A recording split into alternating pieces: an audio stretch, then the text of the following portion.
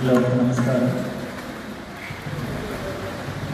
இன்றைய தினம் நமது வாழ்க்கையில் ஒரு மிக முக்கியமான சுபதினம். காரணம், நடமாடும் தெய்வம் உலகம் கொண்டாடுற காஞ்சி மகா பெரியவரோட கூட பிறந்த தம்பி இளவல் சத்குரு ஸ்ரீ சிவன் சார். சிவன் சாரை பற்றி அவரோட பெருமையை தெரிஞ்சுக்கணும்னா பெரியவா சொன்ன ஒரு வார்த்தையே போடும். பெரியவா ஒரு பக்தத்தை சொல்கிறான், என் தம்பி சாச்சு பிறவியிலே ஞானி அப்படின்னு. சாச்சுன்னு சாரை வார்த்தையில் கூப்பிட செல்ல பேர். என் தம்பி சாச்சு பிறவியிலே ஞானி அப்படின்னு பெரியவா சர்டிஃபிகேட் கொடுக்குறா அப்படின்னா அவரோட பெருமை என்ன அப்படின்னு தெரிஞ்சுக்கலாம். அதை விட இன்னொரு சுலபமான விஷயத்தில் அவர் பெரிய ஞானியும் தெரிஞ்சுக்கலாம். பல பேர் சொல்லலாம், இப்படி ஒருத்தர் இருந்தால் தெரியவே இல்லையே, இப்போ தான் தெரிஞ்சணும் அப்படின்னு. இதுலேருந்தே தெரிஞ்சுக்கலாம் ஞானி ஏன் அப்படின்னா, ஏழைப்படிகளில் மாந்தர்கள் அப்படின்னு ஒரு புஸ்தகம் சார் எழுதியிருக்க. அதில் சொல்கிற, விளம்பரத்தை விரும்பாதவன் பகட்டல் விரும்பாதவன் ஞானி. ஞானி எது வெளிச்சத்துக்கு சூரியனுக்கு யாரும் வெளிச்சம் மட்டும் தான் சொல்கிறேன். ஏன்னா சூரியன் அப்படின்னு பேனர் அடிக்கலாம் தேவையில்லை. அதுதான் எல்லாத்தையும் பிரகாசப்படுத்துமே வழி, அதை பிரகாசப்படுத்துறதுக்கு வேற ஒன்றும் தேவையில்லை. அதுபோல் ஞானிகள் அவளை பிரகாசப்படுத்துறதுக்கு இன்னொருத்தர் தேவையில்லை. அது ஸ்வயம் பிரகாசம் தானே வெளியே தெரியாது. ஏன் இதனால தெரிஞ்சுக்கல அப்படின்னா அதுவும் அவரோட தீர்மானம் தான். தன் பக்தர்கள்ட்ட சொல்ற, எங்க அண்ணா ஸ்தூலமா இருக்கிற வரைக்கும் என்னை பற்றி தெரிய விடமாட்டேன் அப்படின்னு. ராமாயணத்துல ராமரை பற்றி தான் எல்லாருக்கும் தெரியுமே வழிய, ராமரை விட வசந்த குணத்தோட அந்த 1000 ராமன் கேழ்வரும் நினைக்கே அப்படின்னு கம்பன் சொல்ற அளவுக்கு 1000 ராமனை சேர்த்தாலும் ஒரு பரதனுக்கு ஈடாகுமா அப்படின்னு புகழற அளவுக்கு பெருமை வாய்ந்தவராக பரதன் இருக்கார். ஆனால் பரதனோட சரித்திரம் அப்படின்னு தனியாக கேட்குறோமோ இல்லை, ராமனோட சரித்திரத்தை வார்த்தை பரதனை பற்றி தெரிஞ்சுக்கிறோம். அப்போ தான் நம்மளோட பெருமை தெரியும். அதை போல ராமருக்கு எப்படி ஒரு தம்பி பரதனோ, அது மாதிரி சாட்சாத் ராமஸ்வரூபமாக இருந்த கலியுகத்தில் பார்த்த ராமராய் இந்த பெரியவாளோட பரதனுக்கு சமமான தம்பி தான் சாட்சாத் சிவன் சார். அதனால பெரியவாளை பற்றி தெரியறதே சாரை பற்றி தெரியும். ஞானிகளுக்கு தங்களை பற்றி பிரகடனப்படுத்திக்கணுமோ, தனக்கு கூட்டம் சேர்க்கணுமோ, இல்லை பெரிய சூச விரும்பணுமோ எதுவும் அவளுக்கு தேவையில்லை. எங்கேயோ ஒரு மூலையில் இருக்கா. பெரியவா காட்டிலே மேட்டே எங்கெல்லாமோ இருந்தா, போய் ஒரு வசதி கூட இருக்காது, போயிட்டு வரது கூட சிரமமாக இருக்கும். அப்படி இருக்கிற இடத்துல இருந்தால் கூட பெரியவாளை போய் கூட்டம் வச்சுது அப்படின்னா காரணம் என்ன அப்படின்னு பெரியவாளோட கேட்குறா. தங்கிட்ட கேட்கிற பாருங்க, நானும் விலைய நிலைக்கு எங்கேயோ ஓரமாக தான் ஒதுக்கி போகிறேன், அப்போ ஏன் வேண்டாம் இந்த கூட்டம் வருது அப்படின்னு தேடி கண்டுபிடிச்சுனாலும் எல்லாரும் வருவானே, சிரமப்பட்டுனாலும் வருவானே. அதுக்கு அவர் சொன்ன பதில் அழகாக இருந்தது. அதுக்கு என்ன பண்ணுறது, ப்ராப்பராக நிலைக்கு எங்கே மொழி வச்சாலும் என்னோட மொழிக்கு தான் முடியும். அப்படி ஞானிகளை நாம் தேடிட்டு போகிறோம். அது எங்கே இருந்தாலும், எங்கே மறைச்சு ஒழிச்சு வச்சிருந்தாலும் அது ஒரு காலகட்டத்தில் வெளியில் வந்துடுது. அப்போ இப்போ தான் தெரிஞ்சுக்கணும் அப்படின்னா இப்போவான தெரிஞ்சிடவேன்னு சந்தோஷப்படலாம். இதனால் தெரிஞ்சுக்கலேன்னு குறப்பட வேண்டாம். இன்னைக்கு தெரிஞ்சுட்டு மாதிரியோ போருமே, இன்னைக்கு குடிச்சுட்டு போகிறோம், அவ்வளோதான். அப்படி தன்னை விளம்பரப்படுத்தாத, எந்த ஒரு பகட்டையும் விரும்பாத, எளிமையே வடிவாக இருந்தவர் சிவன் சார். அந்த ஃபோட்டோவை பார்த்தீங்கன்னாலே தெரியும் ஒரு ஞானின்னா எப்படி இருக்கணும் அப்படிங்கிறதுக்கு லட்சணம் அப்படியே இருக்கும். தோறுமா அன்னபானங்களை தவிர்த்தது வேடா அவளுக்கு பிரேக்ஃபாஸ்ட்டு, லஞ்சு, டிஃபன், டின்னர் இப்படியே நம்ம வாழ போகிறாப்புல இருக்கார். அவளுக்கு சாப்பாட்டை தவிர்த்தவர். இன்னும் அதோட ஆச்சரியம், தண்ணியே அருந்தாது, தண்ணி குடிக்காது, சாப்பிடாத கூட இருந்தெல்லாம் யாராவது தாகம் இருக்காது இருக்குமா, அதுவும் நம்ம ஊர் வேற இருக்கு. தண்ணியே குடிக்காத இருக்காது அப்படின்னா இப்படிலாம் இருக்க முடியுமா அப்படின்னா இப்போ இருந்து காமிச்சிருக்கு. ரொம்ப நாளைக்கு முன்னாலே இல்லை, இதோ கண்ணுக்கு தெரிஞ்சு 20 வருஷம் 25 வருஷம் தெரிஞ்சதே பெருசு. இப்போ தெரிஞ்சது நம்மளோட சாமர்த்தியத்தினால இல்லை, போகிறதுன்னு அவர் எல்லாருக்கும் அனுகூலம் பண்ணணுங்கிறதுனால தன்னை பற்றி வெளியில தெரிய வைக்கிறது. பல சந்தர்ப்பங்களில் ராஜநந்திக்க பெரியவா சொல்லியிருக்காங்க சில விஷயங்கள்லாம். அப்போ இப்போ சொல்ல வேண்டாம், எழுத வேண்டாம்ட்டு அப்புறம் என்னைக்கான ஒரு நாள் தானே வெளியில் வரும் அப்படின்னு. அதுக்கு வினப்பி என்ன சொல்ல, அப்புறம் என்னைக்கான ஒரு நாள் பெரியவா சொன்னாங்கன்னா அது என்னென்ன தான் சித்தியானதுக்கு அப்புறங்கிறத அதை நம்ம அர்த்தம் பண்ணிக்கணும். அது என்னைக்கோ ஒரு நாளைக்கு அப்புறம் என்னைக்கான ஒரு நாளைக்கு வெளியில் வரும் அப்படின்னு சொன்னது. அது போல சார் சித்தியான கூட இப்போ உலகத்துக்கு கொஞ்சம் கொஞ்சமாக தெரிகிறது அப்படின்னா அது அவர் நமக்கு செய்கிற அருள். அந்த அருள் அது கூட சித்தியாகி இத்தனை நாள் சென்னையிலேயே இந்த ஆராதனை நடந்தது. சென்னையில் மட்டும் அந்த அருள் தேங்கி இருந்தது. இப்போ என்னமோ தெரியல, சாருக்கு கால் முளைச்சி விட்டுன்னு நினைக்கிறேன். இங்கே முதல்ல கிளம்பி தஞ்சாவூருக்கு தான் வந்தது.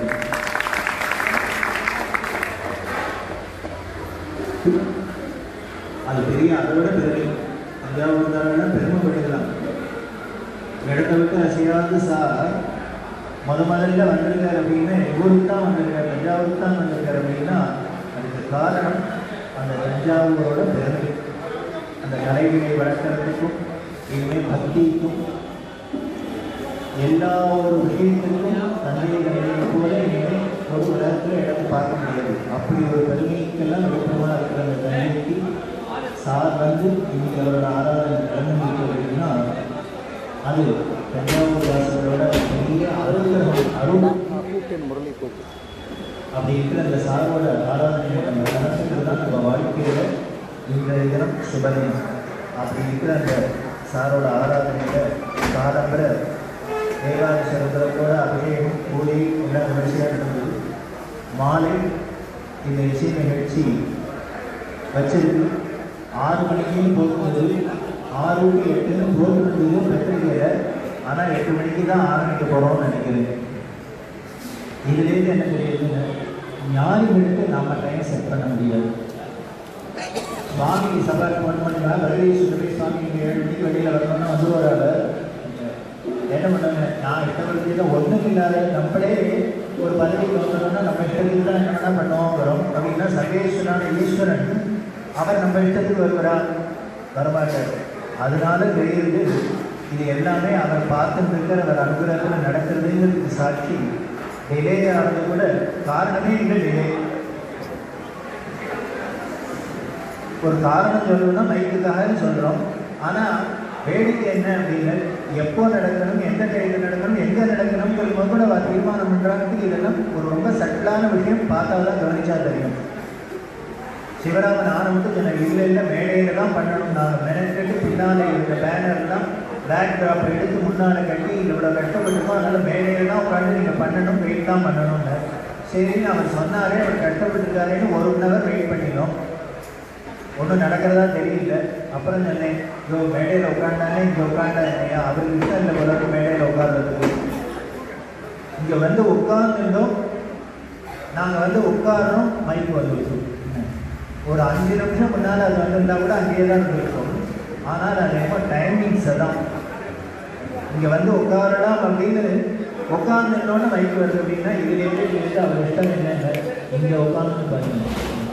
அப்போ என்ன பண்ணுறாரு, ஏன் நாங்கள் மேடை ஏற்றாரு, அவர் என்ன பண்ணாரு, நீ மேடை ஏறலைன்னா நான் இறங்கி போயிடுவார் அப்படின்னு. அவர் தான் இறங்கணும் நமக்கு. நாம் அவர் லெவலுக்கு ஏற முடியாது, அவர் நம்ம லெவலுக்கு இறங்கி வருவார். நாம் வேணால் அவர் சொன்ன ஏழைப்படியில் ஏற முடியாது, அவர் ஏழைப்படியிலேருந்து இறங்கலாங்க. போனால் போகிறது நமக்காக. இதான் அன்பு, இதான் கருள். அப்படி இருக்கிற அந்த சாரை நாம் சங்கீத சிவசங்கரம் அப்படிங்கிற இந்த நிகழ்ச்சி மூலயமா ஸ்மரிக்கிறோம். இந்த நிகழ்ச்சியெல்லாம் எதுக்கு அப்படின்னா பொழுதுபோக்கு என்டர்டெயின்மெண்ட்டுக்காக இல்லை. இந்த சந்தர்ப்பத்தில் இந்த விஷயங்கள் மூலயமா நமக்கு அவள்கிட்ட கொஞ்சமான பக்தி வறுமையானால், நம்ம மனசு கரையுமானா உருகுமானா, அதுதான் நமக்கு லாபம். அப்படி சாரையும் தெளிவானையும் நினைச்சிட்டு நமக்கு பக்தி வளரணும், மனசு உருகணுங்கிற ஒரு எண்ணத்தோடு இந்த சங்கீத சிவசங்கர நிகழ்ச்சியை தொடங்குவோம். டைம் ஆகிட்டு இருந்தாலும் எவ்வளவு சீக்கிரம் முடிக்க முடியுமோ, எவ்வளவு கவர் பண்ண முடியுமோ பண்ணிட்டு வரும். மத்தியானம் கீர்த்தனோட லிஸ்ட்டு போகிறதே சொன்னேன், நிறைய எழுதிச்சிருக்கோம், எந்த நாங்கள் பண்ண போகிறோம்னு தெரியல. அப்புறம் சொன்னேன், முடிஞ்ச வரைக்கும் பண்ணுறது, முடியாத அடுத்ததில் பார்த்துக்கிறது, அவ்வளோதான். எல்லாமே அவர் சங்கல்பத்தில் நடக்குது. அப்படி நடக்கிற இந்த நிகழ்ச்சி எந்த ஒரு தடங்களும் இல்லாத சுகமாக முடியணும் அப்படின்னா நமது இந்து மதத்தில் எந்த ஒரு நிகழ்ச்சியை தொடங்கினாலும் அதுக்கு முதல்ல வரக்கூடியது இடைஞ்சல். எந்த நல்ல காரியம் தொடங்கினோம்னா நிச்சயமாக இடைஞ்சல் வரும். அந்த இடைஞ்சல் போகணும் அப்படின்னா காரியமும் நடக்கணும், இடைஞ்சல் போகணும்னா என்ன பண்ணுவாங்க? அதுக்காகத்தான் ஒரு கடவுள், அதுக்காகவே சிற்பி பண்ணப்பட்ட கடவுள் விநாயகர். ஞானசம்பந்த பெருமான் தேவாரத்தில் சொல்ற பிடியதன் உருவமை கொடமிகு கடியது வழிகொடு தனநடி வழிபடும் அவர் இடர் கடி கணபதி வர அருளினன் மிகு கொடை வடிவினர் பெயரை வழிபட முறையில் திருவள்ளுவரத்தில் இருக்கிற பரமேஸ்வரனை பார்த்து சொல்ற. இவர் என்ன பண்ணார் அப்படின்னா, வழிபடும் அவர் இடர் கடி கணபதி வர அருளினன், தன்னை வழிபடுற அடியார்களுக்குள்ள எந்த ஒரு இடத்துல வரக்கூடாதுங்கிறதுதான் ஒரு பிள்ளையை பற்றி கிஃப்டா கொடுத்துருக்காங்க. அருளினன் மிக கொடை அப்படிங்கிற பெரிய கிஃப்ட் உலகத்துக்கு கொடுத்துருக்காப்பா எங்கள் பரமேஸ்வரன். என்னன்னு இப்படி ஒரு பிள்ளையை பெற்று கொடுத்துருக்காரு. ஒருத்தருமே இடைஞ்சல் வரக்கூடாது, நாமளும் தான் பிள்ளையை பெற்றோம், அடுத்தவாளுக்கு இடைஞ்சல் பண்ணுறதுக்கு. ஆனால் பரமேஸ்வரன் பெற்ற பிள்ளை எப்படின்னு அடுத்தவாளுடைய இடைஞ்சலை போக்கு. அதனால தான் கோவிலில் முதல்ல வச்சு வாசலில் உட்காந்து வச்சுருக்கு. உள்ளுக்குள்ள நல்லபடியாக போயிட்டு திரும்பி வரணுமே, போன இடத்துல பிட்டா கேட்டாயிட்டு இல்லை நடிக்க விழுந்துட்டோம் ஏதாவது சொல்லாத. அந்த இடைஞ்சலை போக்குறவர் விநாயகர். அவர் வேதாந்த தத்துவத்தில் விளங்கும் விநாயகருக்கு வந்தனம் அப்படின்னு சார ஆரம்பிக்கிறதையே அந்த விநாயகரை தான் வழிபடுறார். அந்த விநாயகர் வழிபட்டு எந்த ஒரு காரியத்தையும் வெற்றியோடு முடிக்கிறது தான் நமது மதத்தோட சிறப்பு. அந்த சிறப்பை ஒட்டி, அந்த நேரியை ஒட்டி இந்த நிகழ்ச்சி நல்லபடியாக முடிஞ்சு சாரோட அருள், பெரியவாளோட அருள் நமக்கு எல்லோருக்கும் பூர்ணமாக கிடைக்கணும்னு பிரார்த்தனை பண்ணி, அதுக்கு எந்த ஒரு இடைஞ்சலும் இல்லாத முதல்ல விநாயகரை ஒரு பார்த்து நாள் வழிபடுவோம். இந்த நிகழ்ச்சியில் கூட ஸ்ரீமதி தேவி கீர்த்தனா அவர்கள் பாடுவார், ஸ்ரீ சந்திரசேகர் அவர்கள் ஹார்மோனியம் வாசித்து, ஸ்ரீ சத்யா அவர்கள் மல்லங்கம், ஸ்ரீ சங்கர சுப்பிரமணியம் அவர்கள் மல்லங்கம்,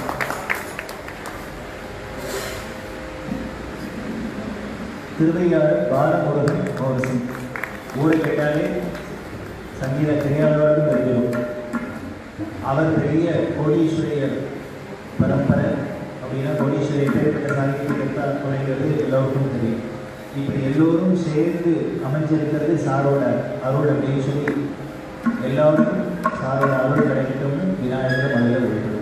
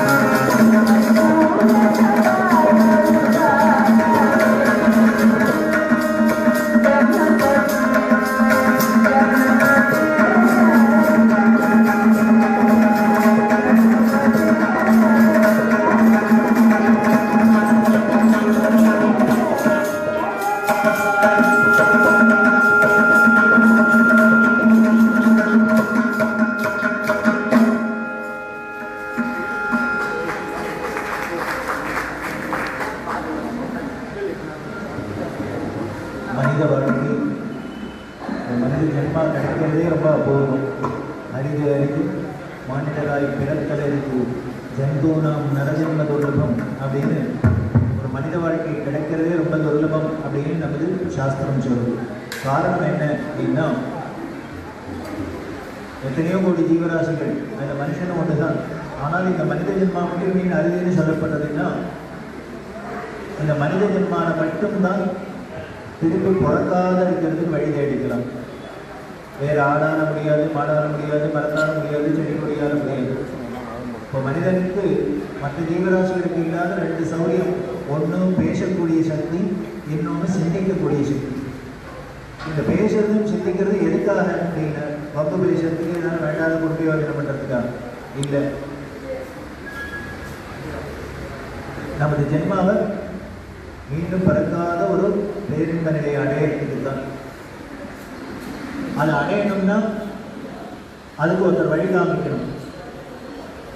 அந்த வழி காமிக்கிறவர் அவருக்கு பேர் தான் குருன்னு பேர். அதனால ஒரு மனித வாழ்க்கைக்கு இன்றியமையாத துணை எழுதின குரு தான். சரணம் ந பகவதி ஜனனி நபிதா ந சோதராஷ்டானி சரணம் தேசிக சரணம் அப்படின்னு பகவத்பாதால் சொல்றார். பெத்த அம்மா நமக்கு புகலிடமாக மாட்டா, அப்பா ஆக மாட்டார், கூட பிறந்தவ ஆக மாட்டா, ஃப்ரெண்ட்ஸ் ஆக மாட்டா, ரிலேட்டிவ்ஸ் ஆக மாட்டா. குருவோட பாதம் மட்டுமே நமக்கு கதி அப்படின்னு ஆதிசங்கரர் சொல்றார். காரணம், மற்றவா எல்லாரும் நம்மளை விட அநித்தியமாக இருக்கா. யாரோ ஒருத்தர் மனுஷால நம்புகிறோம், அவன் நமக்கு முன்னாலே ஏமாத்திட்டு போயிடுறார். இல்லை அவன் நம்மளை நம்புறா, நாம் அவளை ஏமாத்திட்டு போயிடுறோம். ஆனால் ஏமாந்தாத ஒன்றும் நம்ம ஒரே ஆடிகிட்டே இருக்க முடியும்னா, நம்ம ஆட்டம் இருக்கணும்னா ஆடாத ஒன்றை பிடிச்சாதான் நம்மளோட ஆட்டம் இருக்கும். நம்மளை விட ஆட்டத்தை போய் பிடிச்சோம்னா, அப்போ நம்மளோட பிறவி இல்லாத இருக்கணும் அப்படின்னா, எவர் பிறவி இல்லாத இருக்காரோ, பிறவி கடலை தாண்டினவரோ அவரை பிடிச்சோம் அப்படின்னா, அவர் காலை பிடிச்சா நமக்கும் அந்த கதி கிடைக்கிறது. அப்படி இருக்கிறவர் தான் சாந்தா மகாந்தோனிய சந்தா வசந்தவதி லோகிதம் சரந்தா ஈனாக ஸ்வயம் பீம பவான் நமம். அவர் எப்படி இருப்பார்னா, இந்த பிறவி பெருக்கடலை, பயங்கர பெருக்கடலை தாண்டினவராக இருப்பார். சார் அவர் தாண்டினா எனக்கு என்ன சார் லாபம்? அகேது நாம் அஞ்ஞான பிதாரா, அடுத்த வாடியை தாண்ட வைப்பார். அது என்ன, அவர்கிட்ட கோடி ரூபாய் இருக்குன்னா எனக்கு என்ன, அதை எனக்கு எழுதி வைக்க போறாருன்னா தான் அவர்கிட்ட கோடிங்கிறது எனக்கு லாபம். அதை போல அவர் தாண்டினது எனக்கு லாபம் இல்லை, என்னையும் தாண்ட வைக்கிறாரு, அதுதான் லாபம். அப்படி தாண்டினவர்னா ஒரு ஞானின்னு சொல்லணும். அப்படின்னா ஒரு குரு கிடைக்கணும். அந்த ஞானி எப்படி இருப்பார்? எதை கண்டும் அஞ்ச மாட்டான், எதுக்கும் அசைய மாட்டான். ஆபூர்யமான அச்சல பிரதிஷ்டம் அப்படின்னு பகவான் கீதையில் சொல்றப்ப, அசையாத மலை மாதிரி இருப்பா, ஆழ் கடல் மாதிரி இருப்பாள். அப்படி இருப்பாளா ஞானி கிடைக்குமா இப்போ அப்படின்னா? கிடைச்சது ஒன்று கிடைக்கல, ஒன்றுக்கு ரெண்டாக கிடைச்சது. நமக்கு பெரியவா சார் அப்படின்னு ரெண்டு பேர் இருக்கிற. எப்பேற்பட்ட ஞானி அப்படின்னு, பெரியவா கும்பகோணத்தில் பட்டத்துக்கு வந்த புதுசு படத்தில் இருக்கா. பெரியவாளுக்கும் சாருக்கும் கிட்டத்தட்ட 10 வயசு வித்தியாசம். சின்னவர் தம்பி. பீதாம்பரமையர் அப்படின்னு அந்த காலத்தில் பெரிய மெஜிஷியன். அவர் பெரியவாழ்கிட்ட தன்னோட வித்தையை பண்ணி காமிக்கணும் ஆசைப்படுறார். அதாவது வித்வான்களுக்கெல்லாம் என்ன ஆசைப்படுமா, தங்களுக்கு தெரிஞ்ச கலையை ஒரு பெரிய மகான்களுக்கு முன்னால, ஞானிகளுக்கு முன்னால அர்ப்பணம் பண்ணி அவர்கிட்டேருந்து ஒரு ஆசீர்வாதம் வாங்குறதுல சந்தோஷம். அப்போதான் திருப்தி பூர்த்தியாகும். அந்த பீதாம்பரமையர் மேஜிக் ஷோ பண்ணி காமிக்கிறார். மடமே கூட்டம் கூடியிருக்கு, கும்பகோணமே கூடியிருக்கு. கும்பகோணம் மடத்தில் ஓசியில் மேஜிக் ஷோ நடக்கிறதுன்னா எல்லாரும் வரமாட்டாளா? அதுவும் பெரியவா வேற பார்க்குறாங்க. அப்படி பெரியவா பார்த்துட்டு அவர் எல்லாம் பண்ணி காமிச்சிருக்கு. ஒரே கூட்டமாக இருக்குது. முன்னால் இந்த குழந்தை சாட்சி, 2 வயசு குழந்தை சாட்சி உட்கார்ந்து பார்த்துட்டு அவர் எல்லா ஷோ பண்ணிட்டு திடீர்னு என்ன பண்ண, கையில் ஒரு கை கூட்டார். அதை அப்படின்னு உதறி போட்டார். சொல்றது பெரிய பாம்பா சீனிட்டு போட போச்சு. இந்த பாம்பை பார்த்தோன்னே ஒரு கூட்டம் இல்லை, அப்படி காலி இடங்காலி. யாரும் பாம்பு சீனி வந்துன்னா உட்காந்து இருப்பா, எல்லாம் கும்பகோணமே ஓடி போயிடுச்சு. 2 பேர் உட்கார்ந்து இருந்தா அது யாருன்னு, இந்த சாட்சியும் சங்கராச்சாரியாரும். இது 2 மட்டும் அசைய கூட இல்லை, 2 பேசாத உட்கார்ந்து. ஏன்? இதுக்கு பேர் ஞானி. வந்தவாளுக்கு அத்தனை பேருக்கு தெரியும். பீதாம்பரமையர் வந்திருக்கார், பெரிய மேஜிக் ஷோ நிபுணர். அவர் தான் மண்டலி இது அத்தனை மேஜிக்கு இந்திரஜாலம்னு தெரியும். அப்புறம் தெரிஞ்ச அப்புறம் பார்த்தோன்னே ஏன் பயப்படுறேன், உட்கார வேண்டியதானே. அதான் தெரிஞ்சா கூட நம்மளோட அந்த உயிர் பயம் எப்படி இருக்குதுன்னு அஜ்ஞானம், அதுக்கு பேர் அஜ்ஞானம். அந்த ஞானிகளுக்கு அந்த அஜ்ஞானம் இல்லாததுனால பேசாத உட்காந்துருக்கா. நம்ம மேஜிக்கில் பாம்பு வந்தாலே இப்படிதான் உட்காந்துருக்கோம், அவன் நிஜமாவே பாம்பு வந்தாலும் அப்படிதான் உட்காந்துருக்கான். ஏன் ஞானிகளுக்கு இந்த பிரபஞ்சமே ஒரு பிரம்மம், சத்தியம், ஜெகன் மித்யா, இதான அப்படின்னு சொல்றது. இது அத்தனையும் தோற்றம் தான் இருக்கிறாப்புல இருக்கு, கண்ணுக்கு தெரியுது. ஆனால் என்ன, இன்னைக்கு பார்த்தா நாளைக்கு காணும், நாளைக்கு பார்த்தா நாளைக்கு காணும். இது அத்தனையும் தோன்றி தோன்றி வரை இந்திரஜாலமாக தானே இருக்குது.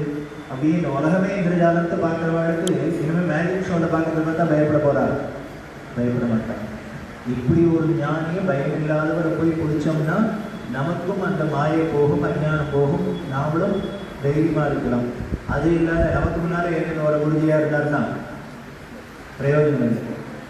அப்படி இருக்கிற அந்த குருவை தான் ஏகநாத சுவாமீஸ்வரர். அவர் வெறும் குரு மட்டும் இல்லைப்பா, அவரே தான் அம்மா, அவரே தான் அப்பா, அவரே தான் குலதெய்வம். இன்னும் என்ன வருமோ அத்தனையும் வச்சுக்கோம், அவரே தான். எல்லாம் அவர் தான். அவர்கிட்ட என்ன பண்ணுங்க, இந்த அப்பா அம்மானா இந்த ஜென்மத்துக்கு தான் அப்பா அம்மா கூட பிறந்தா. ஆனால் இருக்கிற ஜென்மா அத்தனைக்கும் நமக்கு அப்பா அம்மாவா அவரே தான் இருக்கார். இனிமேல் எடுக்க போகிற ஜென்மாக்களுக்கும் அவரே தான் அப்பா அம்மாவாக இருக்கார். எப்படி இருந்தாலும் நம்மளை கடவேற்றவர் அவராகவே தான் இருக்கார். அவரைத்தான் நம்பலாம். அவர் தான் நமக்கு உற்ற உறவு, அவர் தான் அம்மா அப்பா சர்வமும் அப்படின்னு ஏகநாத சுவாமீஸ்வரர் தன்னோட குருநாதனான ஜனார்தன சுவாமி இருப்பார். அவர்கிட்ட என்ன பண்ணுங்க, நீ பண்ணுறது காய வாசி ஆணி மன ஒரு சரணிச்சி அர்ப்பண, நீ மனசுனாலேயோ வாக்குனாலேயோ காயத்தினாலேயோ என்ன பண்ணுறியோ அத்தனையும் குருநாத உனக்கே அர்ப்பணம் அப்படின்னு அவன் காலில் போடுறது. அப்படி போட்டு அர்ப்பணம் பண்ணி நீ சரணாகதி பண்ணி நீனால் அவர் ஒன்றை தாயா, தந்தையா, அன்னையா, பிதாவா எல்லாமாவும் இருந்து ஒன்றை காப்பாற்றுறார் அப்படின்னு அவர் சொல்கிறார். அவர் எப்படி அபங்கத்தில் வர்ணிக்கிறார்ன்றத இப்போ பார்க்கலாம்.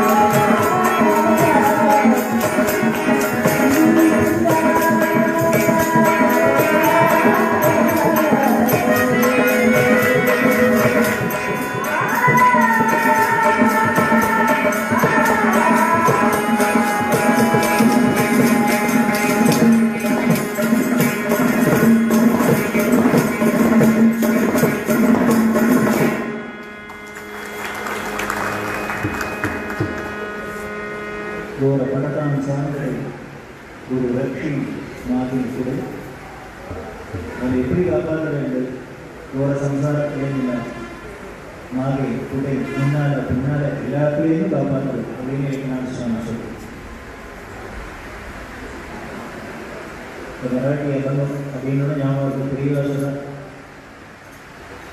ஒரு 200 வருஷத்துக்கு மேலே தஞ்சாவூர் சீமைய மகாராஷ்டிர வம்சம் ஆண்டத்தில் என்ன லாபம் அப்படின்னா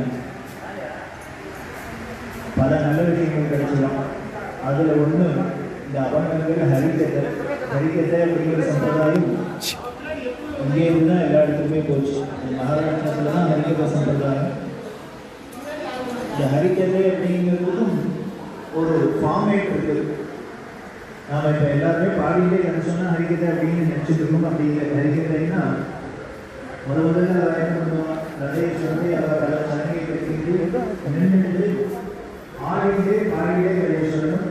கூட பக்கவாதிக்காரனா அவனை கழுத்தில் கட்டிட்டு வந்தனா அப்படின்ட்டு அவனை பின்னாலே கூட போயிட்டு வரணும். கமலாமூர்த்தி வாங்கி சொன்னான் அப்படிலாம் இருந்தது. அதுக்கப்புறம் அவளே நின்றுட்டு மற்றவெல்லாம் பக்கவாதிக்காரன் நிற்க முடியலன்னு அவளை உட்காந்து வச்சுட்டு நாங்கள் நின்று சொன்னோம். அப்புறம் எங்களாலேயும் நிற்க முடியலன்னு நாங்கள் உட்காந்துட்டோம். அதுக்கப்புறம் என்ன இருக்குது, அந்த ஹரிகரங்கிற சம்பிரதாயமே படிக்க முடியும்.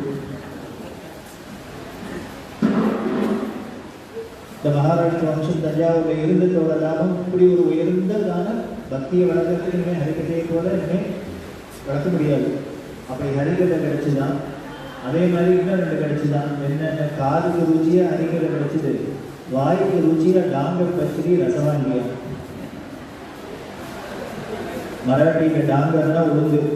அதனால் நம்ம சம்பிரதாயத்தில் தயிர் உடனே சேர்க்கறது இல்லை. அவரோட சம்பிரதாயத்தில் தயிர் உடனே சேர்த்து டாங்கர் பச்சடி. ரசவாங்கி வாங்கினாலே கத்திரிக்காய்.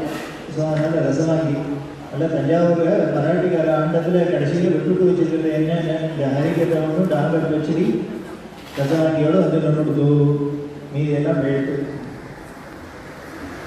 போனால் போதுன்னு ஞாபகம் ஒன்று இருக்குது. அதாவது நமக்கு எப்படிலாம் எதெல்லாம் இழக்கப்படாதோ எதெல்லாம் எப்படி ஈஸியாக நம்ம விட்டு கொடுத்துடணும் அப்படிங்கிறத உணர்த்தணும். அப்படி இருக்கிற அந்த குருகிட்ட எல்லாத்தையும் அர்ப்பணம் பண்ணிட்டா அவர் பார்த்துட்டு நமக்கு வேணும் இருக்கார். அந்த குரு அவர் தான் சொல்லித்தரணும், எதை பிடிச்சிக்கணும், எதை விடணும், எதை பிடிக்கக்கூடாது, எதை பிடிச்சிக்கணும்னு அவர் சொல்லி கொடுத்தாதான் தெரியும். சிவன் சார் கும்பகோணத்தில் சிவன் ஆர்ட்ஸ் ஃபோட்டோ ஸ்டுடியோ அப்படின்னு ஒரு ஸ்டுடியோ வச்சிருந்தாரு. சார் பெரிய ஃபோட்டோகிராஃபர். கும்பகோணம் ஆர்ட்ஸ் காலேஜில் படிச்சுட்டு பெரிய ஓவியர். பெரியவா அந்த காலத்தில் கலர் ஃபோட்டோ கிடையாது, பிளாக் அண்ட் ஒயிட் ஃபோட்டோவில் பெரியவா இருந்துட்டு இவரே தெரியாத பெயிண்ட் பண்ணி கலர் பண்ணி முதல்ல பெரியவாளுக்கு ஒரு கலர் படம் பண்ணினவர் சார் தான். அது அந்த காலத்தில் தஞ்சாவூர் ஜில்லாவில் பார்த்தீங்கன்னா பல எல்லா இடத்துலையும் பெரியவாழ்லாம் அதுதான் இருக்கும். அப்படி இருந்தது. அப்படி ஒரு வெட்டிக்காரர் ஃபோட்டோகிராஃபியில் அப்படி ஒரு பெரிய நிபுணத்துவம். பெரிய வித்வத் சதஸ் கும்பகோணத்து மடத்தில் நடக்கிறது. நூற்றுக்கணக்கான தேசத்தில் உள்ள பல தேசங்கள்லேருந்து வித்வான்கள்லாம் வந்து வித்வத் சதஸ் நடக்கிறது. பெரியவா நவீன் படுத்துகிற அப்படின்னு அந்த புத்தரை எடுத்து ஸ்நானம் பண்ணுற காலையில் ஸ்நானம் வந்து அனுஷ்டானம் பண்ணுறது வித்வான்கள்லாம் பெரியவாகவே ஸ்நானம் பண்ணி எல்லாருமே காலையில் ஸ்நானம் பண்ணி எல்லாரும் நினைத்து சன்னியாசம் பண்ணிட்டு இருக்கார். இது திரும்பி பார்த்தா தெரியும், பார்த்தா கண்கொள்ளா கட்சிகள் நூற்றுக்கணக்கான வேத வித்துக்கள் எல்லாரும் பட்டப்படியில் எடுத்து ஸ்நானம் பண்ணிட்டு ஜபம் பண்ணிட்டு இருக்கிறா. இதை பார்க்கணும் பெரியவாளுக்கு ரொம்ப ஆசையாக இருந்தார். எப்படி இருக்குவாரா இத்தனை வித்வான்கள் காவேரி கரையில் சூழ்ந்து இதை அப்படியே ஃபோட்டோ எடுத்து வச்சுக்கணும் போல ஆசையாக இருக்கு. இதை அப்படியே பார்த்துட்டே இருந்தாரு. நமக்கு திருப்பி கிடைக்குமா இது மாதிரி காட்சி. அதனால இதை ஃபோட்டோ எடுக்கணும் அப்படிங்கிறாங்க. அதனால ஒருத்தர் நகரப்படாதுன்னு சொல்லி எல்லாரும் அப்படியே ஜபம் பண்ணணும். ஃபோட்டோகிராஃபர் வந்து ஃபோட்டோ எடுக்கணும். உடனே பெரியவா சொல்லிட்டான்னு குமாரோட ஃபோட்டோகிராஃபர்லாம் கூப்பிட்டு எடுக்கலான்னா இவர் வழக்க வர காவேரி மட்டும் உட்கார்ந்துருக்காரு. எல்லாரும் படியில் நின்றுருக்கா. எப்படி போய் இருக்கிறது எல்லாரும் தண்ணி போடுறதுனால எப்படி ஃபோட்டோ எடுக்கிறது. ஒவ்வொருத்தரும் அந்த மாதிரி முடியாதுன்னு கடைசியில் பெரியவா சொல்கிறார், சாட்சி வந்து எடுத்து சொல்லி தம்பி சாட்சி வந்து ஃபோட்டோ எடுத்து சொல்கிறார். சார் உடனே கேமராவை தூக்கிட்டு ட்ரைபேடை தூக்கிட்டு அண்ணா சொன்னாங்கிறத விட சார் எப்போதுமே அண்ணான்னு பார்த்ததில்லை, ஒரே ஆத்துல பிறந்து விழுந்துட்டு, ஆனா அண்ணாங்கிற பாவத்துல பார்த்ததுல குருங்கிற பாவத்துல தான் பார்த்தோம். அந்த பக்தி வரணுமே. நமக்கு ஒருவரோட ரொம்ப பழகிட்டோம்னா நமக்கு அந்த பழைய உறவு தான் ஞாபகம் வேண்டிய விளையாடாது. அண்ணா உடம்புல வேலை செய்யாத இருக்கலாம், ஹார்ட்டு மட்டும் வேலை செஞ்சுட்டே இருக்கணும், அது மட்டும் ஆடிக்கிட்டே இருக்கணும், அவ்வளவுதான். மற்றதெல்லாம் என்ன பரவாயில்ல, அது நிறுவனத்துனா அப்புறம் நேர வாத்தியாருக்கு சொல்ல வேண்டியதான். அது மட்டும் 24 மணி நேரம் ஆடிக்கிட்டே இருக்கணும். அது ஆடுறது எப்படி ஆடணும்? போனாமல் ஆடிட்டுனா பிரயோஜனம் இல்லை. சீராக ஆடணும். டப்பு டப்பு டப்பு டப்புன்னு சிஸ்டமேட்டிக்காக ஆடணும். அப்படி ஆடினா ஒழுங்காக இருக்குது, இல்லைன்னா மாத்திரை போட்டுக்கணும், பிபி ஏறிட்டு. அப்படி ஹிருதயம்னா ஆடிட்டு இருக்கணும், சீராக ஆடணும். இந்த தத்துவத்தை குறிக்கலாம். மற்ற ஊரில் ஏதாவது சிதம்பரத்தில் மட்டும் ஏன் ஆடுறார் சுவாமி நடராஜாவாக இருக்கிறார். அவருக்கு ஆடினாதாப்ப பிரபஞ்சம் ஆடின்னு இருக்கும். அவர் ஆட்டத்தை நிறுத்தினா க்ளோஸ் எல்லாமே.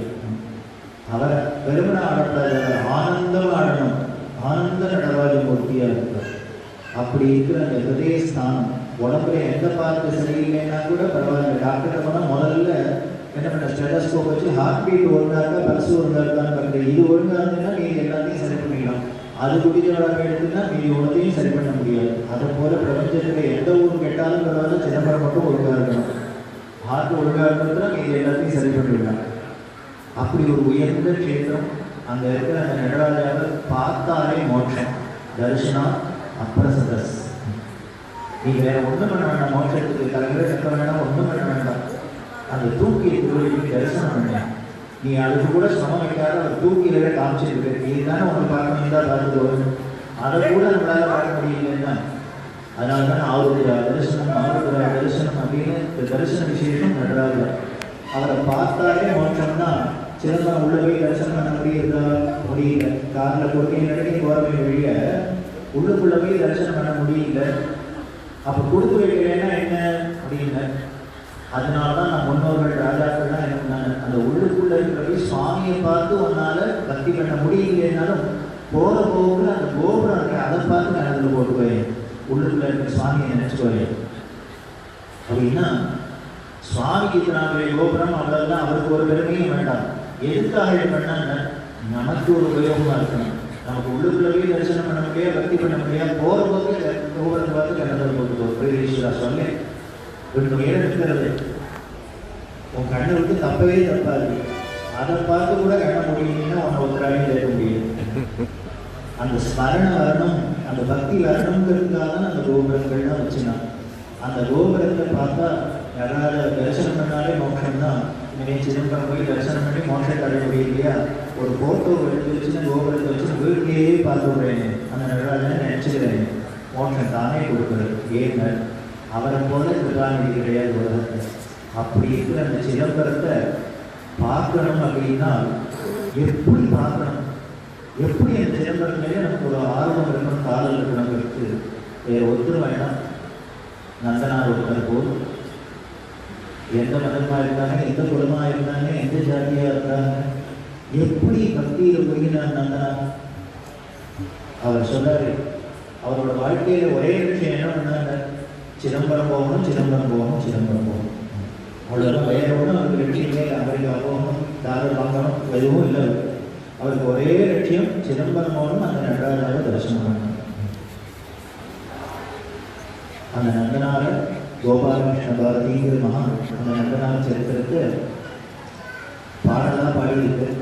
சிவன் சார் கோபாலகிருஷ்ண பாரதி சார் சாகித்யத்தை பார்த்த நந்தனார சரித்திரத்தை கேட்டாலே சித்தசுத்தி ஏற்பட்டிருக்கு. ஏன் அப்படி ஒரு பக்தி வாழ்க்கை அந்த நந்தனாரி நமக்கு ஒரு பக்தி வருமா? எப்படி வரும்னா அவர் கதையை கேட்டோம்னா வரும், அவர் பாட்டை கேட்டோம்னா வரும். அவரை எப்படி கொடுக்குற அந்த சிதம்பரத்தை பார்த்துன்னு கோபாலகிருஷ்ண உள்ளுக்குள்ள வந்துட்ட. அப்படி வெள்ளையிற வார்த்தையே 4 ராஜகோபுரம் தெரியுது. பார்த்தோம், இதான தெரிய இத்தனை நாள் அடி ஐயோ இந்த நாள் தெரியாது போயிட்டு இதுவா சிதம்பரம், இதுவா சிதம்பரம். ஏன்னா ஆயுஷ் முழுக்க நான் பார்ப்பேனான்னு துடிச்சு இப்போ கண்ணை இருக்க தெரியுதுன்னா எப்படி இருக்கும்? அதுவோ இதுவோ என்று அடைந்து தெரியுமே. நான் அதுவோ இதுவோன்னு அரைஞ்சு தெரிஞ்சேன் கதி தருவேன் என்று கைகாட்டி அழைக்கிறேன். அது என்ன பண்ணுறதுனால வாங்க வாங்க வாங்குவாங்க எல்லாருக்கும், உங்களுக்கு தான் மோட்டம் தானே வாங்கோ அப்படின்னு கூப்பிட்றாப்புல இருந்தால் அந்த 4 கோபுரமும் 4 கையாரி நடாத கூப்பிட்றாப்புல அப்படின்னு ஊர்கள் அந்த சாகித்யத்தை கேட்டாலே நம்ம கண் முன்னான சிதம்பரம் இருக்கும், மனசுக்குள்ள நடராஜர் அந்த சார் சொன்ன சித்தசுத்தி கிடைக்குங்கிறதுக்கு இப்போ அந்த பாட்டை கேட்கலாம்.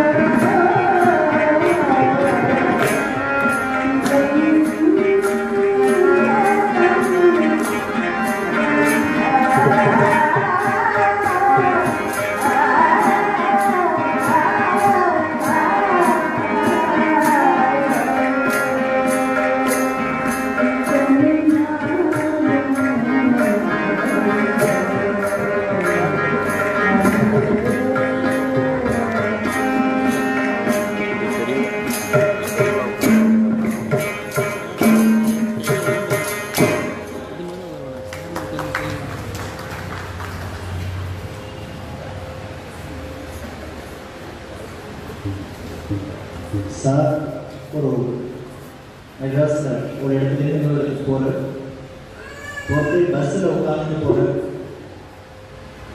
அவர் உட்காந்துட்டு பஸ்ஸில் கூட்டம் உட்காந்து இறங்க வேண்டிய இடம் வந்து இறங்கிறதுக்கு ஏழுந்தோடனே நிற்கிற ஒருத்தர் போய் அவசரமாக அதில் உட்காரணும் அப்படின்னு அந்த இடத்துல உட்கார்ந்துவர் திடீர்னு தூக்கி ஏறி போட்டாங்க. எழுந்து என்னன்னா பயிர்களை விட்டு ஏதோ தோசைகளில் உட்கார ஆச்சரியம் இருந்தது. என்ன யாரோ ஒரு தாரி மியூசியமா என்ன பார்க்கறதுக்கு இப்படி இருக்காரா, இது யாரும் என்னமோ சாதாரண ஆளாக்கும் நீ உட்காந்து போனா பிரதேசம் உட்காந்து போறது அப்படின்னா ஏன்னா ரெண்டு உட்கார முடியல, அப்படி சுட சுட இருக்குது. ஏன் அப்படின்னு சார் பின்னால ஒரு பக்தர் சொல்ற incarnation of heat and fire அப்படின்னு உடம்ப காமிச்சு. அது நெருப்பு ஹீட் அண்ட் ஃபயரோட மனுஷ உருவமா. இப்பதான் புரியுது ஏன் இவர் தண்ணியே குடிக்காத இருந்தார் அப்படின்னு. எங்கேயாலும் நெருப்போட தண்ணி கிட்ட போகும் போகாது, அதனால ரெண்டும் உறவை வச்சுக்க முடியாது. அதனாலதான் இது அந்த பக்கமே போகாது. அப்படி ஹீட் அண்ட் ஃபயர் அப்படின்னு சொல்றார் அப்படின்னா தேவ ஸ்வரூபம் அப்படிங்கிறத நமக்கு உணர்கிறது. இன்னொன்று சாருக்கான ஞானிகளுக்கான இடத்துல நம்மளால யாரும் வேறு சீட்டில் உட்கார முடியும்.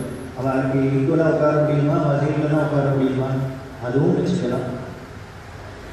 அப்படி நெருப்பே உருவமாக இருக்கிற ஒருத்தர் அப்படின்னா நமக்கு பார்க்கறதுக்கு பொழுது தான் இருக்கும். எல்லாரும் கிட்ட போய் பேசுகிறாப்ப நாம் உறவாடுறாப்புல இருந்தார் அப்படின்னா அது அன்பு நாளும். அந்த அன்பில் சந்திரனாக கொடுக்க இருக்கா. ஆனால் அந்த தளத்தில் அந்த தர்மத்தில் அப்படி நெருப்பாக இருக்காங்க.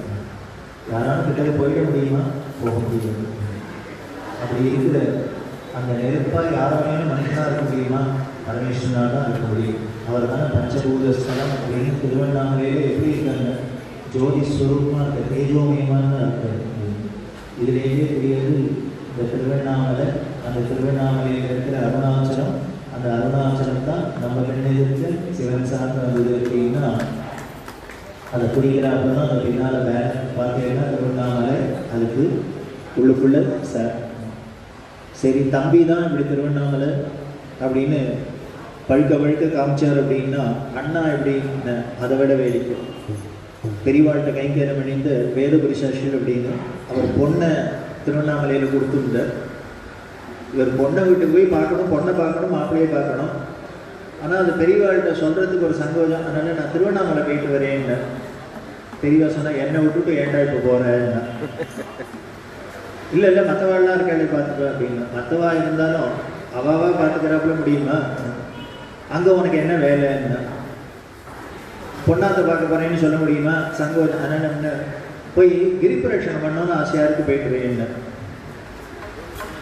உடனே பெரியவா சொல்ல அதை அங்கேயே பண்ணுறேன், இங்கேயே பண்ண. அதுக்கு அங்கே போவேனே நேற்று நானே திருவண்ணாமலை தான், என்னை சுற்றி திருவண்ணாமலையில் சுற்றி போக விடல. சொன்னால் இது விளையாட்டுக்கு சொல்கிறது இல்லை, என்னை சுற்று எல்லாம் திருவண்ணாமலை சுற்றுலே தான், எல்லாம் இங்கே தான் எனக்கு உள்ளுக்குள்ளது அப்படின்னா தம்பி அப்படி காமிக்கிறதுனா அண்ணா ரெண்டு காமிக்கிறது. அதுலேருந்து வேண்டிய என்ன இந்த வேறுபடி சர்ச்சை சொன்னதுக்கப்புறம் உலகம் சும்மா இருக்குமா. விஜய் தெரிஞ்சவாள்னா பல பேர் என்ன பண்ணுவாங்க, பெரியவாழ்கிட்ட சொல்லும்போது கிரிபிரட்சணம் பண்ணணும்னு ஆசையாக இருக்குதுன்னா உடனே உள்ள வந்து சுற்றிக்கோம்பா, தன்னை சுற்றிக்க சொல்லுவாங்க அப்படின்னா. இதுதான் பெரியவாளோட சாரோட பெருமை. அதனால் திருவண்ணாமலையை தேடிட்டு போகணும்னா அது நம்மளை தேடி வந்தது. சாரை வச்சுட்டு பெரியவாளை வச்சு ஒரு பிரதட்சணம் பண்ணாலே அதுதான் கிரி பிரதட்சணம். அப்படி ஏற்பட்டவன் அந்த திருவண்ணாமலையில் அக்னிஸ்வரூபமாக பரமேஸ்வரனுக்கு அவரோட அடியும் முடியும் புஷ்பமும் பிரம்மாவும் காண முடியாத ஜோதி ஸ்வரூபமாக நின்றதுதான சிவராத்திரியும் கொண்டாடுறோம். அப்படி நின்ற ஸ்தலம் தான் அந்த திருவண்ணாமலை. அந்த திருவண்ணாமலையில் இருக்கிற அந்த அருணாச்சலம் தான் நம்ம கண்ணுக்கு தெரியவா சார்ந்து தெரிஞ்சதுங்கிறத எப்படி பார்க்கலாங்க. சம்பந்தரோட போராட்டத்தினால நாம் இன்னைக்கு அந்த திருவண்ணாமலை நினைப்போம். ஏங்க ஸ்மரணா அருணாச்சலம், உட்கார்ந்த இடத்துலேருந்து அருணாச்சலம் திருவண்ணாமலை நினைச்சாலே மோக்கம் கிடைக்கும். அப்படி இந்த அருணாச்சல ஸ்மரணம் அப்பர் சுவாமிகள் தேவாலயம்.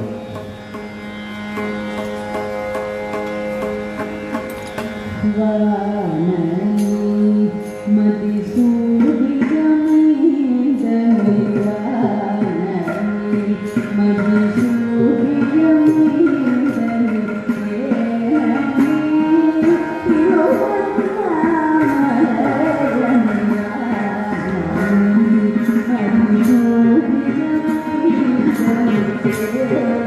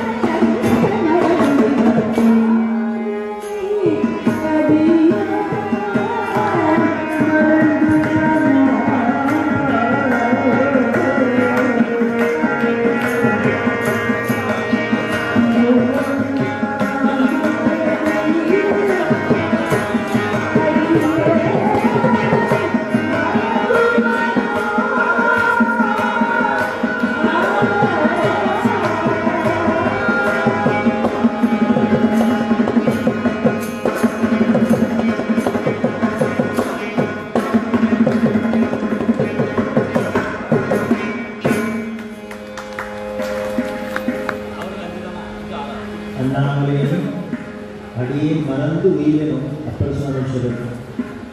அப்பனே ஒன்று மறந்துட்டு நான் உசுரோடு இருப்பேனாங்கிற இன்னொன்று சொல்கிற பேசாத நாளெல்லாம் பிறவான நாளே. உன்னை பற்றி பேசலைன்னா அன்னைக்கு பிறந்த நாள் இல்லை, இறந்த நாள் அப்படின்னா பக்தி பண்ணணும்.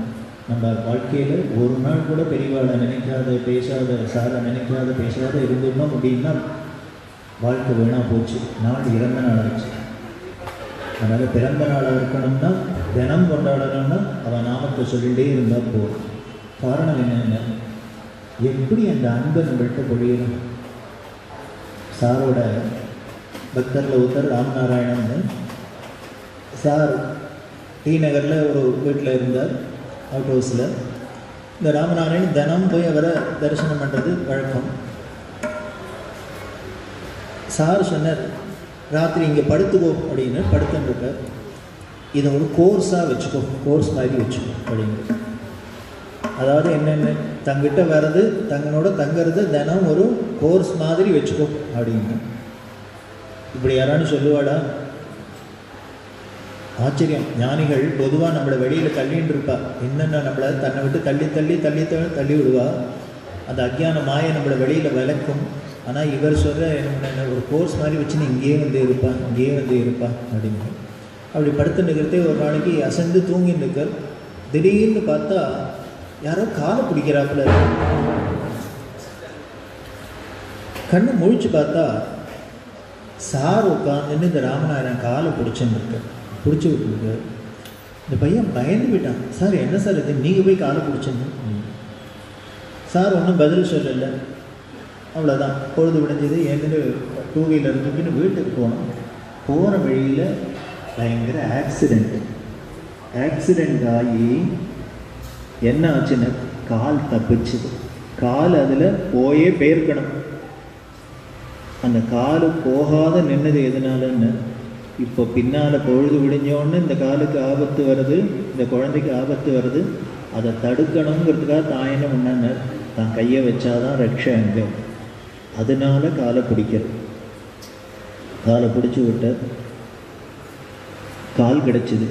நாம் பொதுவாக கை கொடுத்த தெய்வம்னு வேணால் கேள்விப்பட்டிருக்கோம். இது கால் கொடுத்த தெய்வம். ஆனால் நிச்சயம் காலை வாராத தெய்வம். அதே போல் வேதபுரிசாட்சின்னு சொன்னேன். 10 வயசில் பெரியவாள்கிட்ட வந்து கைங்கரியம் பண்ணிட்டு இன்னும் 95 வயசாக இருக்கார். அவள் அப்பா சீதாராமைன்னு 2 கண்ணும் தெரியாது. சின்ன வயசுலேயே அவளுக்கு அம்மா போயிட்டா, அப்பா தான் வளர்த்துந்தார், பெரியவாள்கிட்ட கொண்டு விட்டார். அந்த அப்பா அப்புறம் மடத்தில் வந்து தங்கியிருக்கார். பெரியவா படுத்துட்டுருக்கா, பக்கத்தில் வேதபுரிசாட்சி படுத்தினா அந்த பக்கம் சீதாராமையர்னு அவள் அப்பா படுத்துட்டுருக்கார். இவர் என்ன பண்ணார், அப்பாவுக்கு கண்ணு தெரியாதனால ராத்திரி ஏந்து டாய்லெட் போகணுன்னா வேதபுரே அப்படின்னு கூப்பிடுவார். இவர் உடனே ஏந்துன்னா அப்பாவை கண்ணு தெரியாதனால கையை பிடிச்சி கொண்டு டாய்லெட்டை விட்டு காலெல்லாம் அலம்பி விட்டு படுக்க வைக்கிற வழக்கம். இப்படி தினம் நடந்துருக்கு. ஒரு நாளைக்கு பார்த்தா அப்பா கூப்பிடவே இல்லை. காத்தால ஏந்தனோன்னு புள்ள கேட்டார், என்னப்பா அது நீங்கள் நேற்று ராத்திரி பாத்ரூமே போகலையா, என்னை எழுப்பவே இல்லையே அப்படின்னு. அவர் சொன்னார், இல்லையே எழுப்பினேனே, நீ தானே கையை பிடிச்சி கொண்டு விட்டு எல்லாம் பண்ணி விட்டியே அப்படின்னு. இல்லையே, நான் ஏந்திருக்கவே இல்லைன்னா அசைந்து தூங்கி போயிட்டேன் போல இருக்குது அப்படின்னு. புரியல. அப்பா வேணா இல்லை அழிச்சுன்னு போனேன் அப்படிங்கிற. இவருக்கு சந்தேகம், யார் வந்திருப்பா, ஒத்துருமே இல்லையா இங்கே அப்படின்னா. இவா இப்படி வச்சுன்னு குழம்பின்னுக்கிட்ட கேட்டோன்னு பெரியவா சொல்கிறா, ஏண்டா உங்கள் 2 பேரை தவிர 3ஆவது தான் அங்கே யார் இருந்தா வேற அப்படின்னு. அப்புறம் தான் தெரியுது இவர் இருந்தார்னு. இவருக்கு தூக்கி வாரி போட்டது பெரியவா கொண்டு விட்டாடா அப்படின்னா, ஏன் நான் பண்ணப்படாதா? அவர் பயந்து போயிட்டு சீதாராம் வைப்பார், என்ன அது காலில் தண்ணி விட்டு அலம்பி விட்டுருக்காரு, இத்தனை மணிக்கு யார்? ஜெகத்குரு சங்கராச்சாரியார். இவர் அழுத, பெரியவா அதெல்லாம் பண்ணலாமா?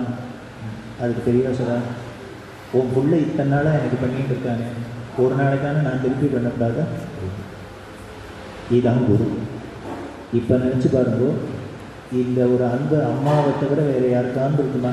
தாயாரை தவிர வேறு யாருக்கானும் இப்படி ஒரு கருணை இருக்க முடியுமா? அந்த தாயத்தை எங்கே பார்க்கலாம்னு குருநாதன் சன்னதியில் பார்க்கலாம். அந்த குருநாதன் தான் தாயார்னா, அந்த தாயாரே ஒரு ஜென்மாவுக்கு நமக்கு அம்மாவாக இருக்கிறவளுக்கே இவ்வளவு பிரியம் இருக்கேன்னா, நாம் எடுக்கிற அத்தனை ஜென்மாவுக்கும் அம்மாவாக இருக்கிற அந்த பராசக்தியான அம்பாளுக்கு எவ்வளவு பிரியம் இருக்கும், நம்மள்கிட்ட எவ்வளவு கருணை இருக்கும். அந்த அன்பை யாராலேன்னு வாயால் வர்ணிக்க முடியுமா? அவள் எப்படி இருக்கான்னு. கண்டச்சராச்சரத்துக்கும் அம்மாவாக இருக்கிறோம். சரசநாம ஆரம்பிக்கிறதையே எப்படி ஆரம்பிக்கிறதுன்னு, மாத்திரே நமஹா அம்மானு தான். குழந்தைகள் வெளியிலேருந்து வரத்தையே வீட்டுக்குள்ளே எத்தனை உறவு இருந்தாலும் அம்மானு தானே கட்டிட்டு வருது, வேறு எந்த உறவையான வாயில் வருதா? ஏன்னு அந்த அன்புனாலே தாயார் தான், தாயார்னாலே அன்பு தான். இந்த அன்பு தாயார்னாலே அவள் யாருன்னு ஜெகன்மாதாவான காமாட்சி தான். அந்த காமாட்சி தான் பெரியவா அம்பாள் குரு அப்படின்னு குருமூர்த்தி குணநிதி தட்சிணாமூர்த்தி ரூபிணி சகசநாமம் வர்ணிக்கிறது. அந்த குரு வேறு இல்லை, காமாட்சி வேறு இல்லை. மூகபஞ்சதியில் முகாச்சாரியால் சுரத் குண்டலி குமாரி குடிலே சண்டி சராச்சர சவித்திரி சாமுண்டே குணினி குஹாரிணி குஹ்யே குருமூர்த்தே துவாம் நமாமி காமாட்சி. அந்த குருஸ்வரூபத்தில் இருக்கிற காமாட்சியை உனக்கு நமஸ்காரம்னு சொல்கிறார். அப்படி இருக்கிற அந்த குருஸ்வரூபமாக இருக்கிற காமாட்சி தான் இங்கே எப்படி இருக்காங்க, பங்காரு காமாட்சி. அம்மானாலே அம்மாவோட குணம் தங்கமான குணம். இவ என்னென்ன குணம் மட்டும் தங்கம் இல்லை, உடம்பு முழுக்களும் தங்கமாகவே இருக்கும். எங்கேருந்து வந்தவன்னு அந்த காஞ்சிபுரம் காமாட்சியிட்டேருந்து வந்தவ தான். வேடிக்கை என்னன்னு, காத்தால போயிருக்கிறது அம்பாளை தரிசனம் பண்ணோம். இந்த பக்கம் காமகோடி அம்பாள் அப்படின்னு உற்சவ விக்கிரகம் அப்படின்னு சொன்னார், பட்டர் சொன்னார். ஆச்சரியமாக இருந்தது. இங்கே மூலஸ்தானமாக இருக்கிறவோ அங்கே உற்சவராக இருந்தவோ இப்போ இங்கே இடம் மாறி வந்தோடனே இவ மூலவராகிட்டா அவளுக்கு ஒரு உற்சவர் ஒரு முடியுமா இருக்குது அப்படின்னு. அங்கே காஞ்சிபுரத்தில் காமகோட்டத்தில் காமாட்சி மூலவராக இருக்குது, இவோ உற்சவராக இருந்தா.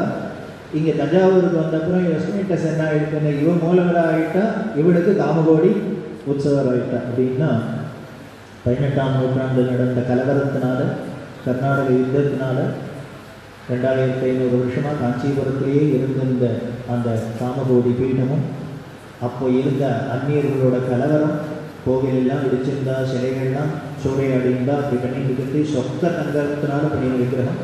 இது மனுஷா பண்ணினது, ஸ்தபதி பண்ணினது இல்லை.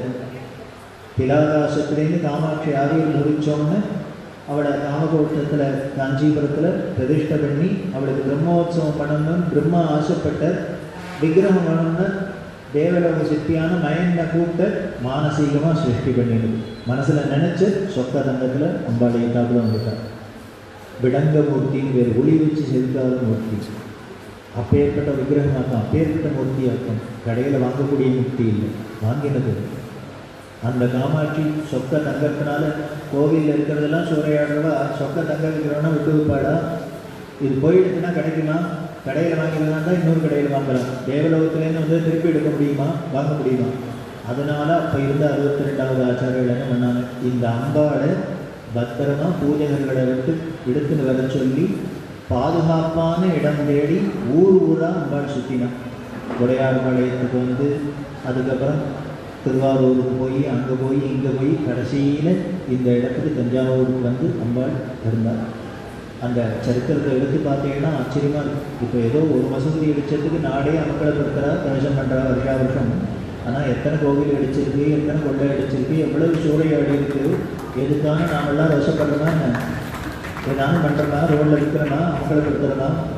ஏன்னு நாமெல்லாம் ரோசம் கட்டவாடா? இல்லை, ரிஷி பரம்பரை.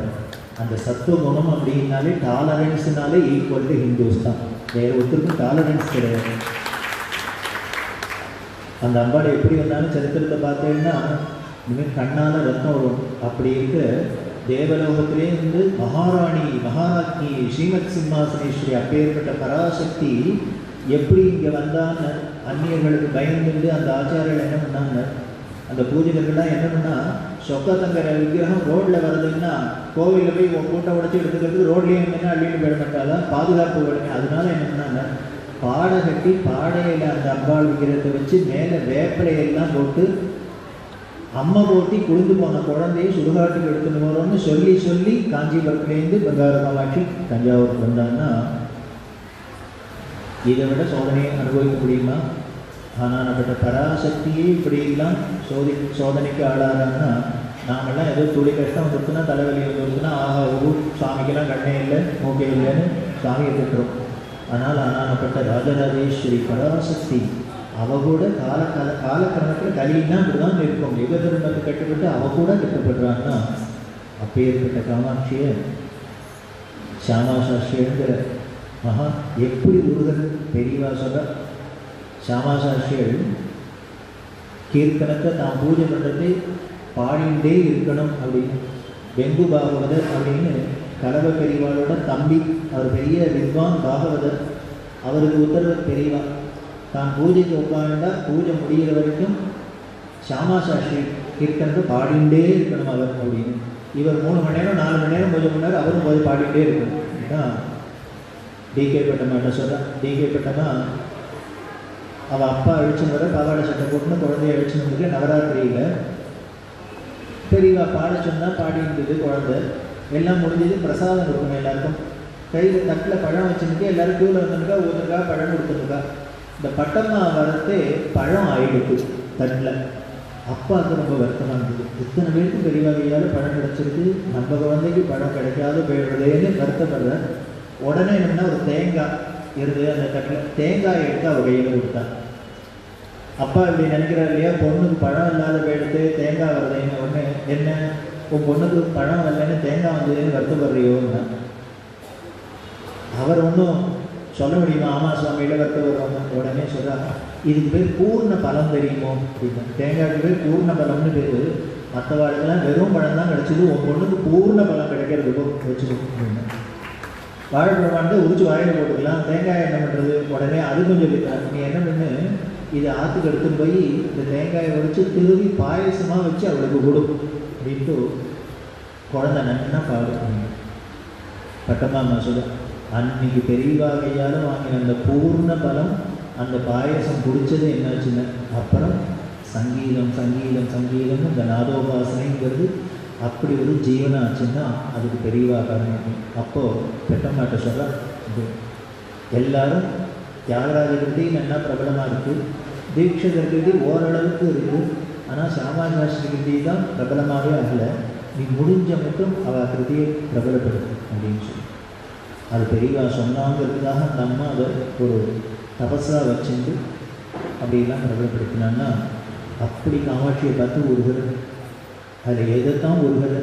இனிமே சியாமா சாஸ்திரி கிருதியை கேட்டு அம்பாட்ட பக்தி வராது யாருன்னா காமாட்சிகிட்ட போய் அள்ளி கட்டிக்கணும் போல எப்படி உருகிருக்காங்க.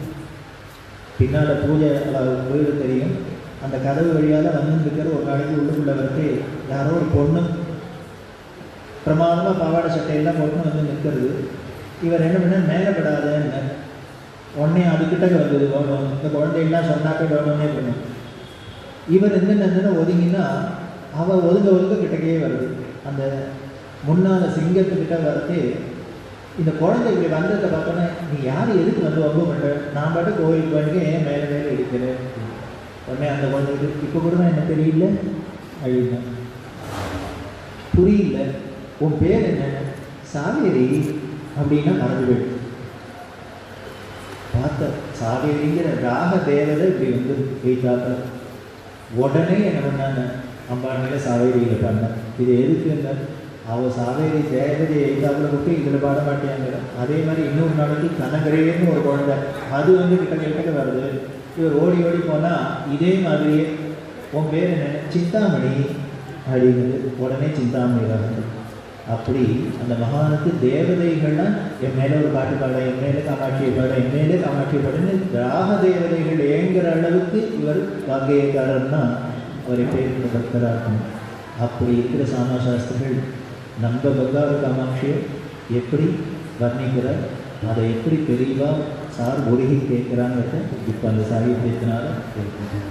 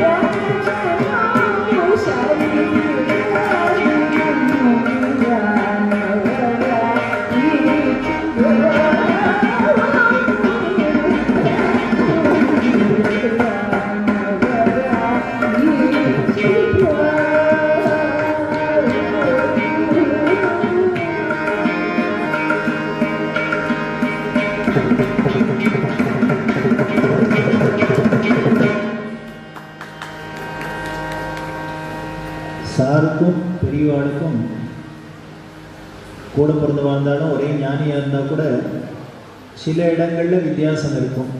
ஏன்னு சித்தம் போக்கு சிவம் போக்குன்னு ஞானிகள் எப்படி பிஹேவ் பண்ணாலும் ஒருத்தராலையும் சொல்ல முடியாது. பெரியவா காஃபி நம்மளே குடிக்கக்கூடாதுன்னா சார் அவரே குடிப்பார். அதுவும் அந்த காஃபி குடிக்கிறதுக்கு அவர் சொல்கிற சவரனை அதை கேட்டாலே குடிங்கும். ஜம்முன்னு அப்படி பிரச்சனை தேய்ச்சி வச்ச பித்தளை டவரா டம்ளாரில் நல்ல நாட்டு பசும்பாலை கறந்து நல்ல காஃபி கொட்டையை என்ன பண்ணோங்க அப்பப்போ வறுத்து அரைக்கணும். அரைச்சி ஃப்ரெஷ்ஷாக டிகாஷனை போட்டு அந்த முதல் டிகாஷனை அப்படி விட்டு ஸ்ட்ராங்காக விட்டு சர்க்கரையை கொஞ்சம் குறைச்சி போட்டு அப்படி ஜம்முன்னு ஆற்றி எப்படி குடிப்பதுன்னா அந்த தஞ்சாவூர்காரர்களுக்கே ஒரு வழக்கம், சிலதெல்லாம் ஸ்பெஷல் வழக்கம். டவரா டம்ளாரில் காப்பியை கொடுத்தா டம்ளாரோடு குடிக்க மாட்டேன், டவராவில் குடிப்பான். சாரும் அப்படி தான் குடிப்பார். ஏன்னா அந்த பக்காவுக்கு மூணத்தான் ஆற்றி அப்படி வச்சுன்னா அப்படி அதை ஒரு சுற்று வேறு அப்பப்போ சுத்திட்டு குடிச்சா எப்படி இருக்கும் அப்படிங்க, நேர சொர்க்கம். அப்போ சார் காப்பி குடித்தா இப்படி குடிக்கணும், ஏதோ தண்டத்துக்கு குடிக்கக்கூடாது. சும்மாவா போடுறான் கும்பகோணம் டிகிரி காப்பி அப்படின்னு இப்போ எல்லாத்துக்கும் பேர் வச்சுட்டா. ஆனால் கும்பகோணம் டிகிரி காப்பின்னா இப்படி குடித்தா காப்பி. ஏன்னா அந்த கும்பகோணத்தோட ட்ரெடிஷன் இருக்கணும். கும்பகோணத்துக்காரன்னு சொல்லிட்டு காப்பி கூட குடிக்க தெரியலன்னா, ஏன்னா அவர் தான் காஞ்சிபுரம் சங்கராச்சாரியாராக போயிட்டார், அதனால அவர் காப்பி குடிக்கலைன்னா பரவாயில்ல, அவருக்கு எவ்வளோ வச்சாங்க. இவர் கும்பகோணத்துக்காரர், இவர் கும்பகோணம் டிகிரி காப்பி குடித்தாதான் அது தனி. இப்படி இவர் காப்பி குடிப்பார், அவர் காப்பியே குடிக்காதீங்கோ அப்படின்பார். ஆனால் அவரும் காப்பி குடிச்சிருக்கார். ஒரு நாளைக்கு வெடிகாலத்தால் சந்திரமௌலீஸ்வரர் சந்நிதியில் கோபூஜை நடந்துருக்கு. கோபூஜைக்கு பெரியவா வந்து நின்றுருக்கா. அப்படி கோபூஜைக்கு ஒன்றும் அதிகமாக கூட்டம் இருக்காது. பெரியவா நின்று கோபூஜையை தரிசனம் பண்ணிட்டு பெரிய சங்கீத வித்வான் சாத்தூர் ஏடி சுப்பிரமணியம்னு வித்வான் அவர் வந்திருக்கார் தரிசனத்துக்கு.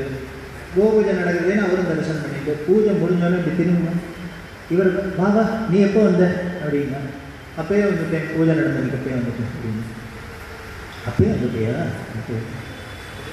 வந்தது தான் வந்தேன், ஒன்று பண்ணேன். நான் எத்தனை சொன்னாலும் வேண்டாம் வேண்டாம்னு சொன்னாலும் எல்லாரும் ஆசையாக குடிக்கிறாளே, அந்த ராகத்தில் தாசவாள் பதம் பாட அப்படின்னு. அவருக்கு டக்குன்னு ஒன்றும் புரியல. என்ன நான் எத்தனை சொன்னாலும் வேண்டாம் வேண்டாம்னாலும் ஆசையாக குடிக்கிறதுல ராகத்தில் தாசவாள் பதம்னா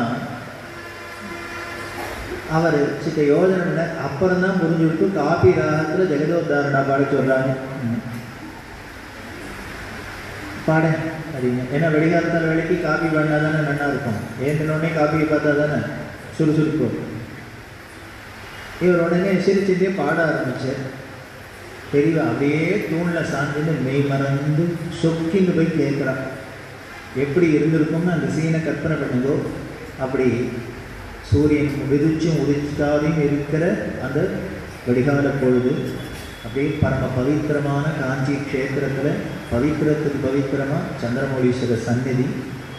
அப்படி கோமாதா எய்தாப்புல தபசே வழிவா பெரியவா பாடுறவரோ சங்கீதத்தை அப்படியே உபாசிச்சுட்டு இருக்கிற ஒரு வித்வான், பெரிய வித்வான் பாடுற அப்படின்னா அந்த சீன் எப்படி இருந்திருக்குன்னு கற்பனை பண்ணிக்கலாம். அப்படியே மெய் மறந்து கேட்டுட்டார். அவர் பாடி முடித்தோடனே அப்பா அந்த காப்பியில் அவ்வளவு ருச்சி இல்லை, அதனால தான் நான் என்ன சொன்னாலும் ஒருத்தரும் கேட்க மாட்டேங்கிறேன் அப்படின்ட்டு அப்புறம் சொல்ல, ஓ இன்னைக்கு ஒன்றால் எல்லாரும் வாயால் தினம் குடிச்சு சந்தோஷப்படுறத இன்றைக்கி ஒன்றால் காதால் குடிச்சு கேட்டேன்டா சந்தோஷப்பட்டேன். தம்பி வாயால் குடித்தார்னா இவர் காதால் குடித்தார். 2 பேர் குடிக்கிற காப்பியும் என்னென்ன ஆனந்தத்தை தான் கொடுக்கறது. அப்படி இருக்கிற அந்த காப்பியை நாமளும் கொஞ்சம் குடிக்கலாமா? பின்னால் தான் கொடுத்துருக்கா, ஆனால் இந்த காப்பியை பார்க்க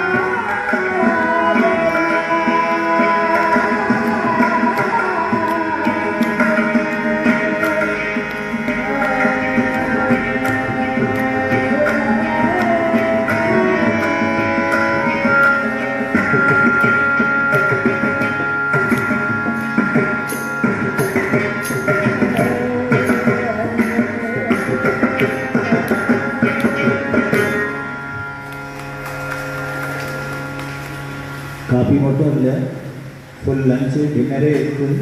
இருந்தாலும் நேரம் ஆகுது. ஆனால்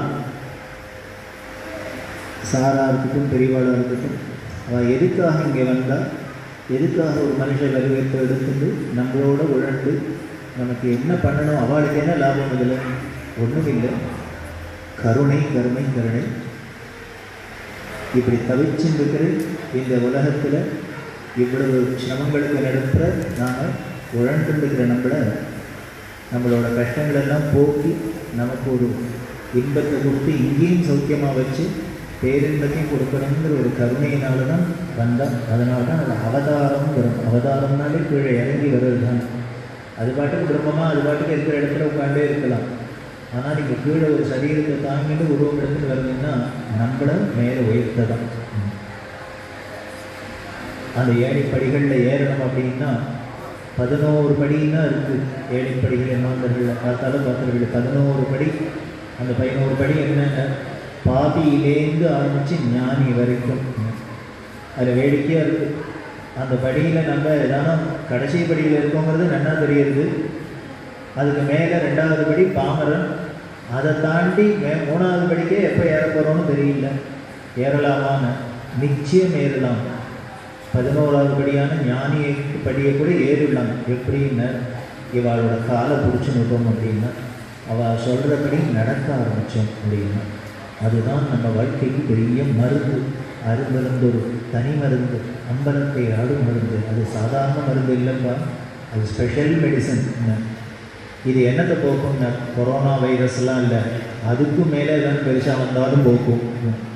ஏன்னா ஜென்மங்கிட்டே போக்கி போடுறது பவரோக வைத்திய பற்றி வைத்தீஸ்வரனை சொல்கிறது வீக்ஷரஸ்வரன். அவன் சாதாரண இந்த நோய் நொடிக்கெல்லாம் தலைவலி மாத்திரைக்கெல்லாம் இல்லை. அவன் என்னென்ன இந்த தலை இருந்தால் தானே தலைவலி வருது, தலையே வராது பண்ணிவிடுவான். ஜென்மாவே இருக்கிறதுனால தானே இத்தனை கஷ்டம் வருது. ஜென்மாவே இல்லாத பண்ணிட்டா ஒரு கஷ்டமும் இல்லை. அப்பேற்பட்ட அந்த மருந்து தான், அருமருந்து தான், திருமருந்து தான் குருநாதர் அப்படின்னு தெரியுது. அவளோட உபதேசங்களை கேட்டு அவள் சொல்கிற வழியில் அவள் காலை பிடிச்சிட்டு பக்தியோடு அவளை நம்பி நடக்க ஆரம்பித்தோம்னா நம்மளை எந்த வியாதியாக எந்த ஒரு கஷ்டமாக எதுவுமே அணுகாது. அதுவும் இப்போ காலகட்டத்தில் எல்லாரும் ஒரே பயந்து இருக்கிறது. சுவாமிக்கு பயப்படுறாளோ இல்லையோ, கரோனாவுக்கு பயப்படுறாங்க. நமக்கு வேணால் அவ்வளோ தெரியல. இன்னும் மற்ற தேசங்கள்லாம் ஒரே பயந்து நடுங்கிட்டு இருக்கு. ஏன்னா எல்லாம் இருக்கிறதுலே உலகத்துலேயே தைரியசாலிகளை நம்ம தான். நம்ம என்ன வந்தாலும் ஒரு வகை பார்க்குறோம். ஏன்னா எங்களுக்கு சுவாமி இருக்கிய, குருநாதர் இருக்கையா, என்ன பண்ணிட்டோம், அவர் மீறி எல்லாம் உள்ளே வந்துருமான்னு பார்த்துக்கலாம். அப்படி வராத இருக்கிறது தான் அவளை பிடிக்கிறது. அந்த பக்தி ஒன்றும் வேண்டாம். அவளுக்கு அபிஷேகம் பண்ணின ஒரு விபூதி இருக்குது. அந்த விபூதியை எடுத்து சிவசிவா அப்படின்னு விட்டுட்டோம்னா போருமா. அந்த மருந்து என்ன பண்ணும் அப்படின்னு, மந்திரமாவது நீர், வானவர் மேலது நீர், சிந்தனமாவது நீர், முக்தி தருவது நீர், முனிவர் அணிவது நீர், சத்தியமாவது நீர், தக்கோர் புகழ்வது நீர் அப்படின்னு திருநீற்று பதிகம் அப்படின்னு ஞானசம்பந்த பெருமான் ஏதானும் ஒரு விபூதிக்கு மேலே பதிகம் உண்டாங்க. மெத்திக்கிட்டு இருக்கிற சாமான் மேலே யாராலும் பாட்டு பாடுவாளான்னு பாடியிருக்காருன்னா அப்படின்னா அந்த திருநீற்றோட பெருமை என்ன சொல்கிறது, அதோட மகிமை எங்கேருந்து அதுக்கு மகிமை இருந்ததுன்னு, சாட்சாத் பரிசுத்தமான ஜெகன்மாதாவான கோமயத்திலேருந்துன்னா அது வருது. மீன் பசுவை போல பவித்திரமானது உண்டா. மற்ற மனுஷாவோட மலம்லாம் எந்த ஜீவராசியோட மலம் மூத்திரம்னாலும் நாங்கள் நாடுறதுன்னு ஓடுவோம். ஆனால் கோமயத்தை முதற்கொண்டு என்ன பண்ணுறோங்க, இருக்கிற நாட்டத்தெல்லாம் போக்கணும்னா இந்த வேண்டிருக்கு, மற்ற அழுக்கெல்லாம் போக்கணும்னா இந்த கோமூத்திரம் வேண்டுக்கு, கோமயம் வேண்டுக்குன்னா எவ்வளவு பரிசுத்தமான இருக்கணும். அப்படி இருக்கிற அந்த நாட்டு பசுவோட கோமயத்தினால வர்றது தான் அதுக்கே பவித்திரம். அந்த பவித்திரத்துக்கு பவித்திரம் என்னென்ன, எங்கள் பரமேஸ்வரன் எடுத்து உடம்பு முழுக்களும் பூசிக்கிறான்ப்பா, அவர் அபிஷேகம் பண்ணிக்கிறார்ப்பா அப்படின்னா அதை எடுத்து விட்டுட்டோம் அப்படின்னா அவரை நினச்சிட்டு நம்மள்கிட்ட எந்த வியாதி வரும், ஒரு வியாதியும் வராது அப்படின்னு சொல்லி அந்த திருநீற்று பதிகமான அந்த மந்திரமாவது நீர் பதிகத்தை பாடி சாருக்கு அபிஷேகம் பண்ணின, காத்தால் அபிஷேகம் பண்ண விபூதி பிரசாதம் இருக்குது. அதிஷ்டானத்துக்கு போனால் பெரியவாளோட பிரசாதம் இருக்குது. அதை வீட்டில் வாங்கி வச்சுட்டு நாம் தினம் அவளை மனசில் நினச்சிட்டு சிவசிவான பஞ்சாட்சரத்தை சொல்லி அந்த திருநீரை தினம் விட்டுப்போம்.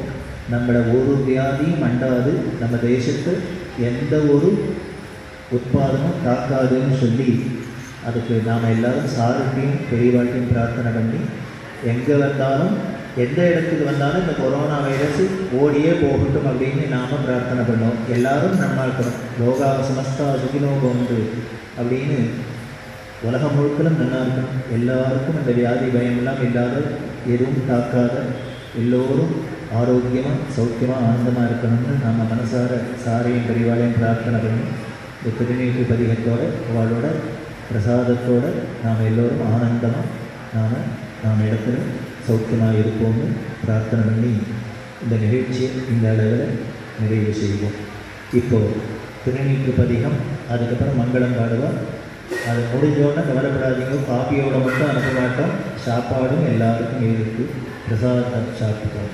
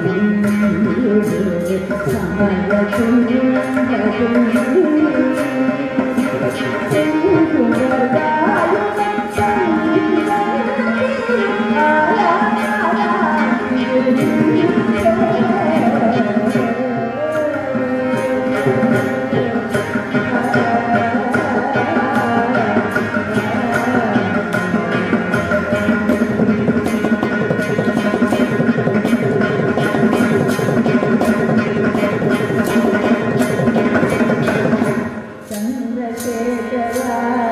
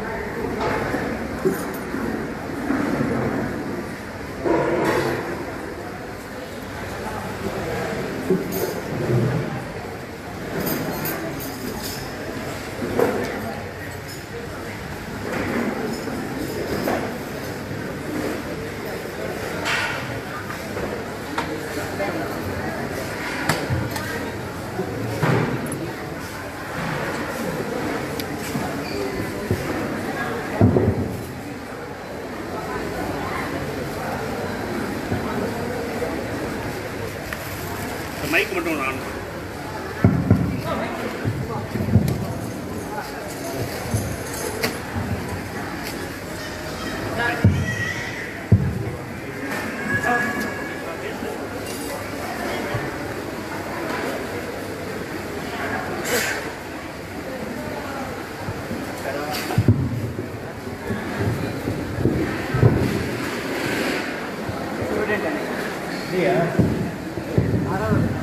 இதுவரை வெகு சிறப்பாக சங்கீத சிவசங்கரம் பிரவச்சனம் மற்றும் இசை நிகழ்ச்சி நடைபெற்றது. அவர்களுக்கு மரியாதை செய்யப்படுகிறது. சங்கரவப்ப சபா தலைவர் வாசுசார் அவர்களை கணேசர் மாமாவுக்கு மரியாதை செய்யப்படுகிறது.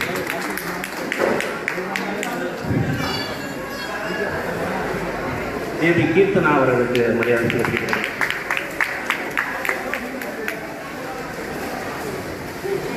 தஞ்சாவூர் சங்கர சுப்பிரமணியம் அவர்களுக்கு மரியாதை செய்யப்படுகிறது.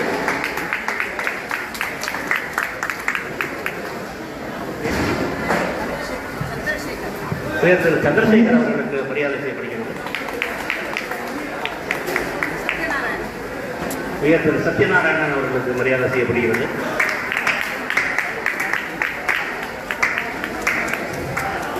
ஓசி கலைஞர் பாலா அவர்களுக்கு மரியாதை செய்யப்படுகிறது.